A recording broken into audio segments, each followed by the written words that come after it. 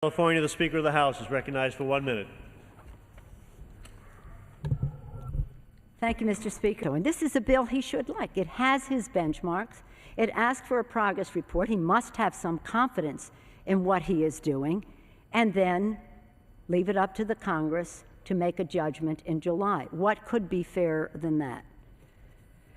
Congress has offered the President recommendations for change in Iraq. In rejecting them, he has offered nothing in return except a demand for more of the same, a blank check for a war without end. The American people expect more and deserve better. A war which has ended so many lives, weakened our military, at a great risk to our security, and cost so much money, cost so much in reputation for America throughout the world, cannot continue indefinitely. Thank you, Mr. Speaker.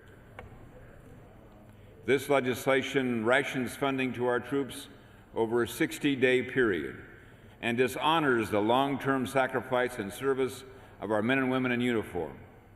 It is legislation that says to the troops, we support you conditionally today, but don't expect Congress to support you 2 months from now. I ask my colleagues, is this the message Congress wants to send to our troops? Is this the message we want to send to al-Qaeda? Is this the kind of the best a divided majority can do? This legislation has caused me and others to question the majority's commitment to our troops. Mr. Flake. The gentleman from Arizona is recognized for 5 minutes. Please be seated, unless, of course, you don't have a chair. I'll continue to reach out to Democrats and Republicans to come up with a way to get this money to our troops as quickly as possible. We're not going to agree on every issue, but we don't want to put the men and women who wear our uniform in the midst of a Washington, D.C. debate. These troops need the money, and Congress needs to get it to them.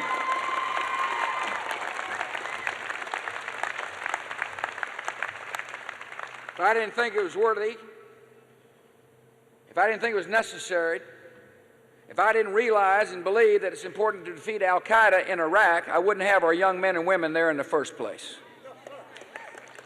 I believe this is a necessary action to protect our country. Much of the debate doesn't focus on the consequences of failure.